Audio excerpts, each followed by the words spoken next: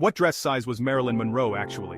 In 1945, a 19-year-old Norma Jean Baker signed up with modeling agency Blue Book. The receptionist wrote down her measurements as 36, 24, 34, which at 5'5" and 118 pounds would be considered by today's BMI standards a completely healthy, average size. But even then, the head of the company referred to her as too plump, but in a beautiful way. Another note from the receptionist, size 12.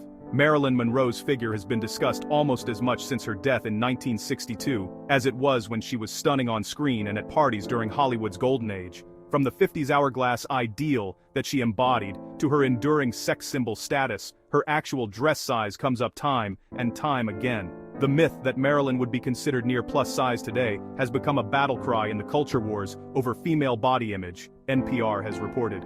The truism that the world's sexiest woman would be fat by today's glamour standards has been repeated unattributed in hundreds of articles and books. But part of the confusion, and the reason this myth perpetuates, stems from the fact that as retail fashion changes, clothing sizes change as well. Sizing during Marilyn's day was not the same as today's market sizing. A woman who wears a modern size 8 cannot shop for size 8 vintage clothing. The fit would be completely off.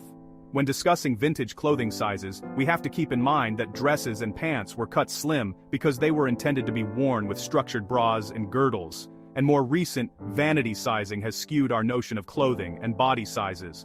The market for ready-to-wear women's clothing consistently changes, and with that, the standards for production.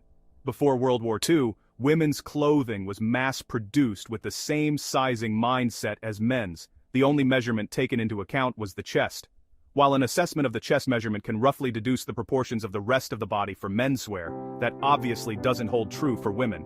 Following the war, more standard measurements were put in place for women's wear, and in the 1950s, a commercial standard was set.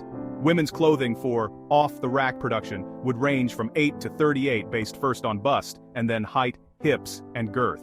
There was no such thing as sizes 0 through 6. This sizing was standard through the early 1980s when it was withdrawn. Companies noticed that appealing to one's vanity helped with sales, which still holds true today. The private standards organization ASTM International, which publishes annual updates for clothing manufacturers, regularly accommodates for this size inflation. As the size and shape of the average American woman began to change, so did the vanity sizing aimed at soothing egos. While a size 8 was considered the smallest available in 1958 when the initial sizing standards were put into effect, an 8 corresponded to roughly a 31, 24, 33 body. By 2008, a size 8 had increased by 5 to 6 inches for each of those measurements. By 2011, the ASTM even had a standard size 00, though Marilyn's weight and sizing obviously fluctuated over the course of her career.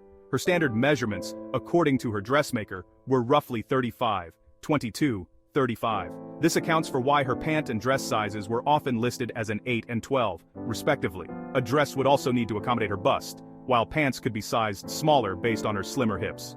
She is often cited as having been a size 16, and she was, kind of, but only based on British vintage sizing. A UK size 16 was a rough equivalent to a US size 12 in the 50s, but according to today's sizing guides, which is what people generally have in mind as a reference when discussing her measurements, Marilyn would be roughly a US size 6 or 8.